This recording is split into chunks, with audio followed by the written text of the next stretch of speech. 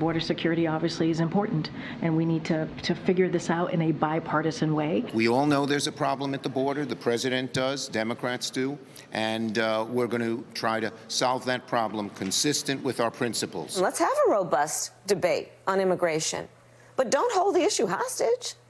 State where you are. Let's work it out. We have offered a plan. After nearly 3 years, Democrats are finally starting to discuss the deteriorating situation at our southern border.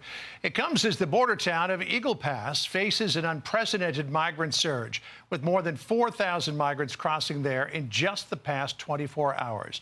Joining us now from his border district is Texas Republican Congressman Tony Gonzales. He also serves on the House Homeland Security Committee. Your 23rd congressional district, Congressman, covers 4 of the Border Patrol sectors: El Paso, Big Bend, Del Rio, and a little piece of the Laredo sector.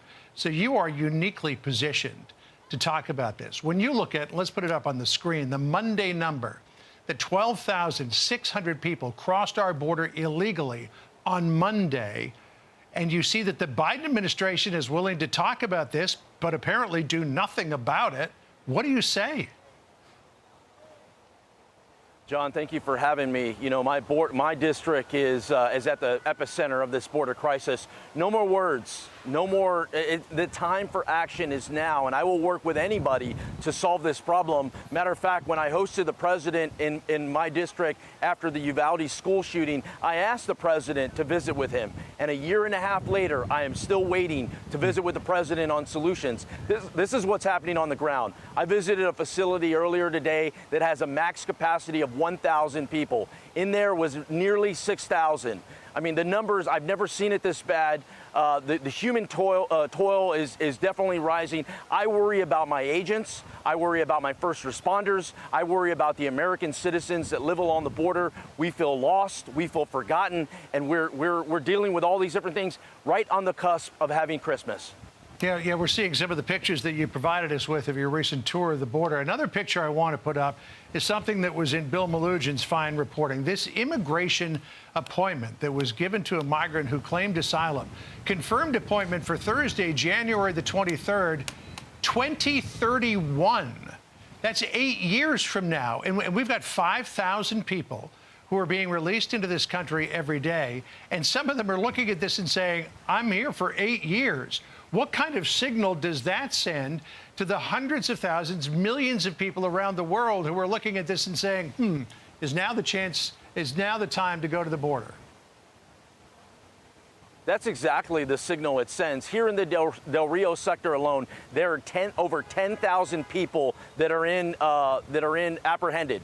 And there's over 4,000 coming over a day. Yesterday, they processed 4,000. What does that mean? That means we're on a treadmill. We're not going anywhere. It's only going to get worse. Christmas is going to be worse than today. New Year's will be even worse than then. It's only getting worse. The things that I've asked for is let's surge immigration judges to the border. Let's get cases heard in days, not years. And if a person does not qualify for asylum, which is 9 out of 10 of them, we deport them back to their country of origin. You do that, and this crisis comes to an end.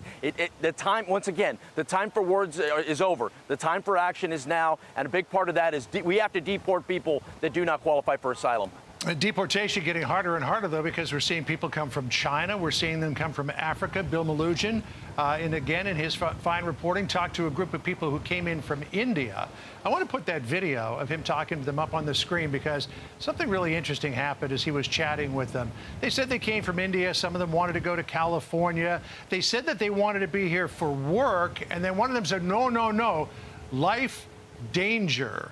And Bill said he thought that that was coached. And we know that you've got one of the criteria for entry into this country is showing credible fear. And we know that these coyotes, these cartel members who shepherd these migrants across the border, tell them exactly what to say so that they have a better chance of claiming asylum. What did you think of that moment? I'm sure you talked to Bill about it. Oh, no, absolutely. I think it's very real, and we've seen that happen for 3 years now. I've been at the center of these border discussions, these negotiations on the Senate side. Just yesterday, I was speaking with the senator on some of the things that I think we need to do in order to get this package to a point where we can get it passed. Part of it is, everyone is essentially in agreement that we need to raise the credible fear standard, but that alone will not solve that. We have to deport people that do not qualify for asylum. All right. Congressman Tony Gonzales from the Texas 23rd Congressional District.